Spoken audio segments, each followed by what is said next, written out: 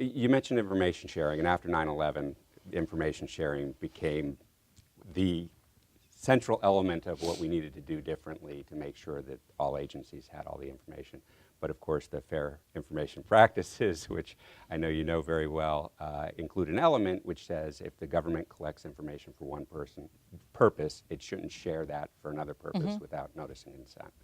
So is the information sharing that modern intelligence agencies require incompatible with the fair information practices?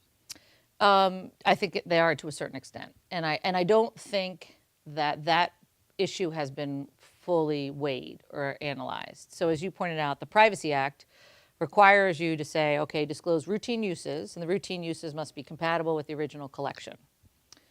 The first part, when information sharing started right after 9/11, it was sharing what I call bad guy data, sharing bad guy data between bad guy databases. And I don't think anyone has a problem with that.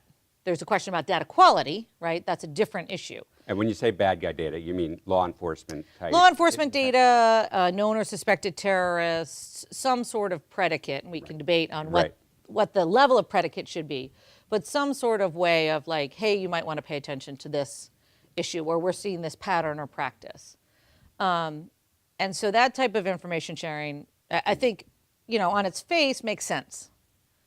But then you get to the next question, which is one that I have serious problems with, which is data that's collected in the ordinary course of the government doing its job, border crossing information, small business loans, whatever it may be, adoption applications. This is a role that the government has played since there was governments. And that information is collected, and it's collected for a particular civil, non-litigious, non-terrorist-based purpose.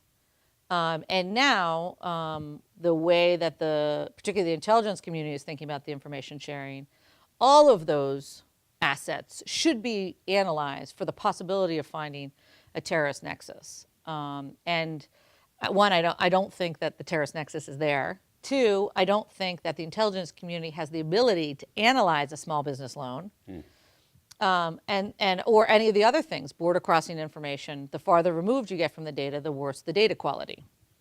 It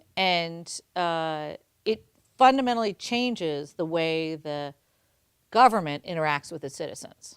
And to be clear, the agencies, the law enforcement agencies, the FBI that I work for, always had the ability, if I suspected there were documents within this data set that were relevant to an investigation, to obtain those Absolutely. With subpoenas or other legal process. But we're talking about taking the entire database. Right. My concern with this information sharing is the bulk information sharing without a predicate. So I'm going to absorb or take the whole database without analyzing it and then comparing it to some other database in order to determine a potential pattern or process. My concern is unfiltered bulk sharing.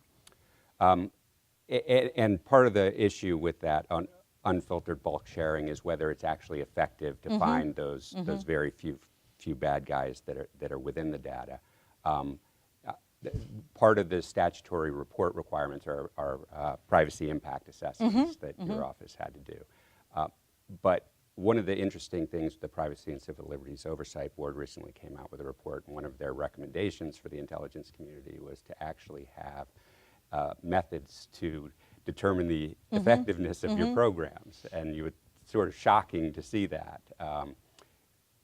Were you aware of whether they were doing that sort of research and analysis to find empirical evidence to support that these programs actually work? In other words, you had to find the privacy impact of them, but you weigh that against the effectiveness. So I guess the way I'd answer that question is part of the privacy analysis is whether or not the approach would actually be effective. And so when analyzing particularly bulk information sharing, I think any good privacy officer would have asked for examples, success stories, why this was necessary. I believe that there is a quote from me that challenged some of those methods that's in the public domain that may be worthwhile to look at, because I kept saying, why is this new proposal different from what you can do right now. And the examples they gave me were irrelevant, but they were all that they could point to. And I think that, again, defining how this could be effective is something that, particularly in the post 9/11 scenario, was not a priority in the intelligence community, right? They wanted more data is what they wanted to do, and I get why, and I understand that. But if you have so much data that you can't filter it, you have to go and say, well, if this piece of data or this piece of data, which one's going to be more effective? And there was nobody doing that. Small business loans versus border crossings. I'm going to probably bet that border crossings is going to be better for that, but it's also more. So is that relevant, and should we factor that in? And I think that having some statistics or examples or even some sort of relevancy standard it would be really important. And of course.